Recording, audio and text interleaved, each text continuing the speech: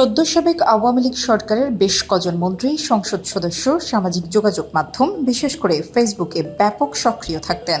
এমনকি শিক্ষার্থীদের বৈষম্য বিরোধী আন্দোলন ঘিরে সৃষ্ট পরিস্থিতিতে যখন ইন্টারনেট ও ফেসবুক বন্ধ করে দেওয়া হয়, তখনও সরকারের কয়েকজন মন্ত্রীকে সামাজিক যোগাযোগ মাধ্যমে সক্রিয় দেখা গেছে। বাংলাদেশ আওয়ামী লীগের ভেরিফাইড পেজও সক্রিয় ছিল সেই সময়ে। প্রায় প্রতিদিনই পোস্ট, ছবি, ভিডিও, লাইভে সরব ছিল পেজগুলো। 5 আগস্ট সরকার পতনের পর এই পেজগুলো যেন হারিয়ে গেছে ফেসবুক থেকে। শুক্র ও শনিবার ফেসবুক ঘেঁটে দেখা যায় বেশি সরব নেতাদের পেজ বা প্রোফাইলগুলো ফেসবুকে আর নেই। এসব পেজে লাখ লাখ অনুসারী ছিলেন। সাবেক ডাক, টেলিযোগাযোগ ও তথ্য প্রযুক্তি প্রতিমন্ত্রী জুনায়েদ আহমেদ পলকের কোনো ভেরিফাইড পেজ বা প্রোফাইল এখন নেই ফেসবুকে। নেই তার কোনো পোস্ট। সাবেক বিদ্যুৎ, জ্বালানি ও খনিজ সম্পদ প্রতিমন্ত্রী নসরুল হামিদের পেজও উধাও ফেসবুক থেকে। তথ্য ও সম্প্রচার প্রতিমন্ত্রী মোহাম্মদ আলী আরাফাতের ভেরিফাইড ফেসবুক পেজ সক্রিয় রয়েছে। 5 আগস্ট দেওয়া একটি পোস্ট দেখা যাচ্ছে, তবে এর আগের কোনো পোস্ট এই পেজে দেখা যায় না। বাংলাদেশ আওয়ামী লীগের সাধারণ সম্পাদক ওবায়দুল কাদেরের ভেরিফাইড পেজ সক্রিয় আছে এখনও। সর্বশেষ পোস্ট 5 জুলাই। 12টি ছবি পোস্ট করেছেন তিনি। স্থান পদ্মা সেতুর সার্ভিস এলাকা।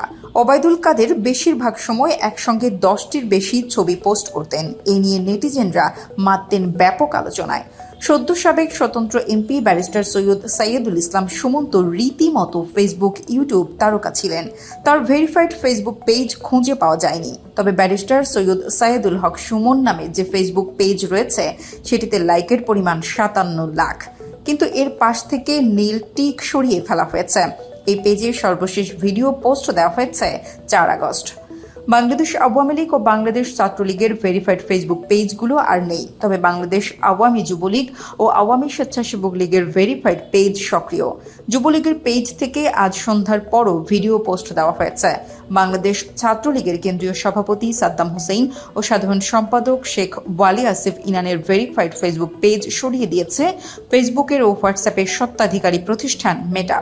ফেসবুকের নীতিমালা লঙ্ঘন করায় পেজটি বন্ধ করা হয় বলে জানা গেছে। শনিবার মধ্যরাত থেকে সাদ্দাম হোসেনের পেজটি আর খুঁজে পাওয়া যাচ্ছে না।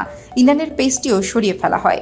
আলোচিত পেজগুলো ফেসবুক কর্তৃপক্ষ বন্ধ করে দিয়েছে কিনা এ ব্যাপারে নিশ্চিত হওয়া যায়নি।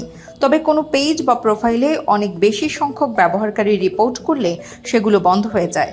আবার অনেক সময় ব্যবহারকারী নিজেও পেজ নিষ্ক্রিয় করে রাখতে পারেন। সাইবার 71 নামের একটি ফেসবুক গ্রুপ বৈষম্য বিরোধী ছাত্র আন্দোলনে ইন্টারনেট ও সামাজিক যোগাযোগ মাধ্যমে আন্দোলনের পক্ষে সরব তৎপরতা চালায়। এই গ্রুপ সংশ্লিষ্ট একজন অ্যাডমিন জানান, বৈষম্য বিরোধী ছাত্র আন্দোলনে সাধারণ শিক্ষার্থীদের বিরুদ্ধে যারা উস্কানিমূলক পোস্ট প্রকাশ করেছিলেন, তাদের পেজে ছাত্রদের পক্ষ নিয়ে সাইবার অ্যাকশন নেওয়া হতো। বিভিন্ন পদধারী নেতার পেজের বিরুদ্ধেও একই রকম তৎপরতা চালানো হতো।